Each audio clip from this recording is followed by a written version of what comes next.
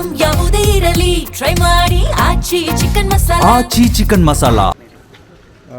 ಇವತ್ತು ಹಂದ್ರಾಳ್ ಫಕೀರೇಶ್ವರ ಗುಡಿಯಲ್ಲಿ ಇವತ್ತು ಸಾಮೂಹಿಕ ವಿವಾಹಗಳಿದ್ದು.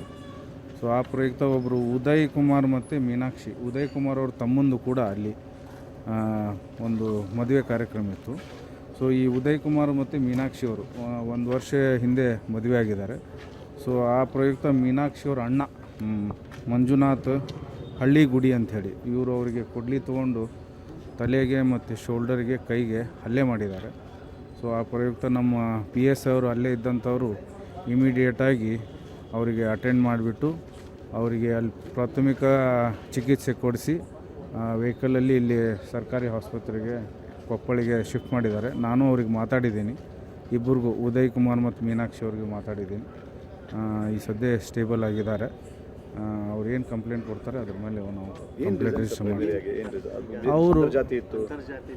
ಅವರು ಅಂತರ್ಜಾತಿ ವಿವಾಹ ಮಾಡ್ಕೊಂಡಿದ್ದಾರೆ 1 ವರ್ಷ ಹಿಂದೆ. ಅವರು ಹುಡುಗಿ ಮನೆಯಲ್ಲಿ ಸ್ವಲ್ಪ ಅವರಿಗೆ ಅದ್ರ ಬಗ್ಗೆ ಸಮಾಧಾನ ಇರಲಿಲ್ಲ ಅನಿಸುತ್ತೆ. ಅದ್ರ ಬಗ್ಗೆ ನಮಗೆ ಗೊತ್ತಿಲ್ಲ ಈಗ ಪ್ರಾಥಮಿಕವಾಗಿ, ಬಟ್ ಅವ್ರು ಹೇಳೋದ ಪ್ರಕಾರ ಸಮಾಧಾನ ಇರಲಿಲ್ಲ. ಅವ್ರ ಅಣ್ಣ ಅದಕ್ಕೆ ಅವ್ರಿಗೆ ಹಲ್ಲೆ ಮಾಡಿದಾನಂಥೇಳಿ ಈಗ ನಮಗೆ ಗೊತ್ತಾಗಿದೆ ಪ್ರಾಥಮಿಕವಾಗಿ.